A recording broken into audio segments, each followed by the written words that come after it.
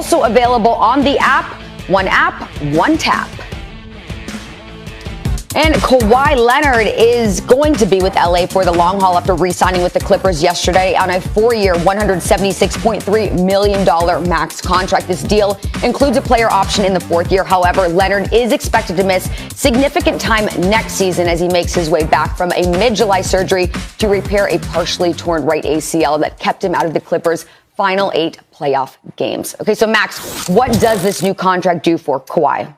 Well, what this means is, let me be very clear about this.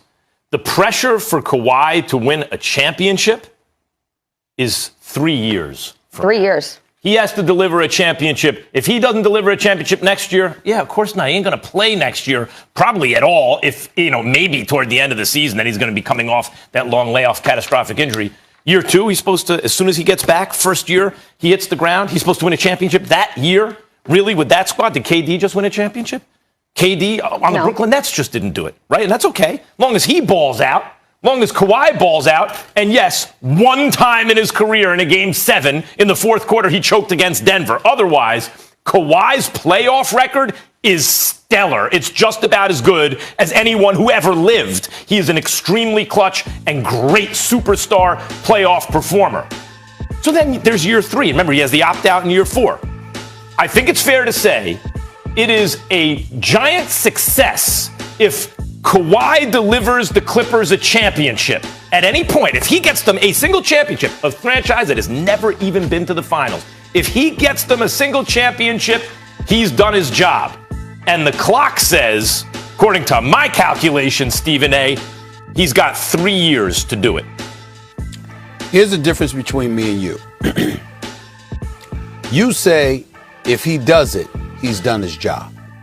I think you're right. I know you're right. My response is, what you gonna say if he doesn't? Then that means he didn't do his job. And to me, we need to pay attention to that too. Why? Because if it were LeBron, we'd say so. It's Russell Westbrook, we're gonna say so. It's anybody else, we're gonna say so. So why let him off the hook? Kevin Durant, Kyrie Irving, James Harden. We gonna say that about them.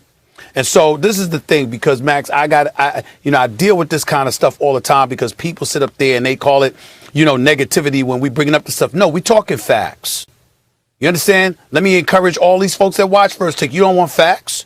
You don't want honest assessment based on the facts. Turn the damn channel, because I'm gonna give it to you. I'm not shying away from it. It ain't my job to sit up there and have Thanksgiving and exchange Christmas gifts with the people that I have to talk about. When you deserve the credit, I don't hesitate to give it to you. When you don't deserve the credit, I don't hesitate to tell you that you don't deserve the credit, because that's my job. That's what I get paid to do. And I say that because it's very, very relevant with Kawhi Leonard. Kawhi Leonard gets injured in San Antonio. In 2017-2018 season, he missed 73 games. Injured. Legit injury. We understand that. Do you remember what happened at that particular moment in time, Max? We heard rumblings about his dissatisfaction with the medical staff of the San Antonio Spurs, who were considered a first-class organization. The producers in my ear, 20 seconds, just get out my ear. I got something to say. They were underdiagnosing his injury, he felt. That's right. Well, that's what he was saying, okay? So he forces himself out of San Antonio, okay? He goes to Toronto. Yeah, they won the chip.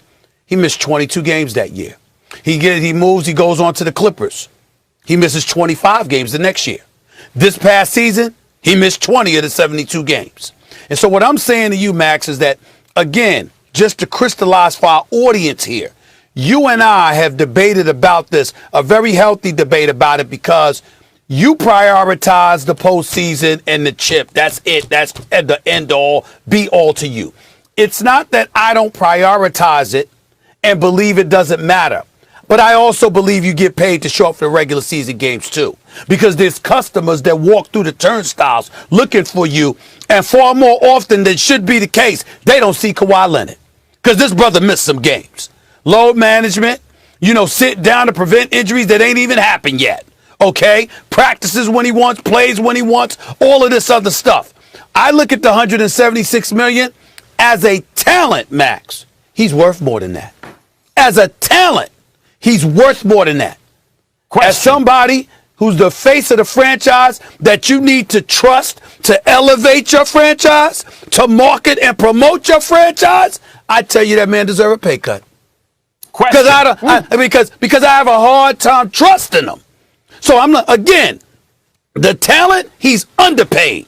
That brother's a top 5 player, top 6 player. He's a superstar. Just finished averaging 30 on 57% shooting, 39% shooting from three-point range, and 11 postseason games. But do you understand, Max? And here's the difference between me and you, and then I'll give it back to you. Do you understand I can make a legitimate argument that he's cost a couple of franchises a championship, even though he's got 2? If you think about San Antonio and some of the things that was transpiring, you had players walking into the locker room questioning him. That was reported, okay? It wasn't comfortable. When you look at the Clippers, if Kawhi Leonard, and again, I'm not questioning the sincerity of his injuries, the legitimacy, not at all. But if Kawhi Leonard doesn't get hurt, Max, we might be sitting here today talking about how the Los Angeles Clippers are the NBA champions. Mm-hmm. It could be. Because I they would have beat Phoenix. As a matter of fact. If he doesn't get hurt this last year, they win. Yep. They would have beat Phoenix, and I think they could have beaten Milwaukee. I agree. So again, I'm looking at them, and I'm saying, don't we have an obligation to discuss that? Yes, I think we and do. I have a question for you. It's not rhetorical, and I'm curious as to the answer. Sure. Let's take a dude who we grew up to one extent or another watching and admiring and loving and rooting for, who always showed up with his lunch pail and gave everything he had to a franchise. Big Patrick Ewing, right? Patrick Ewing, but was unable to deliver a championship. Right. Not all his fault, but he was standing in his way. He was Jordan and then Tim they Duncan, didn't get him David enough Robinson. offensive help. They never really got him another all-star scorer. And he was great. Yes. Okay, he didn't do it. Versus Kawhi Leonard. Let's just say I could tell you right now, Kawhi in year 3 or 4 of this deal will deliver a championship. Until then, and even that season, he's going to miss about 20 games a year. There's going to be load management. He won't play this year. Next year, they'll come up short, all that.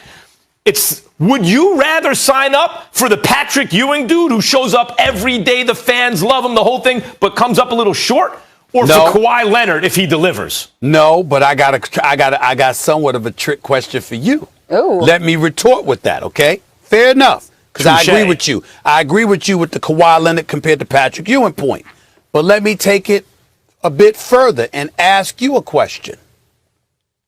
What if I told you that I could have a chance to win it without Kawhi in 3 to 4 years, rather than keep him on board? How so? What decision would you be tempted to make?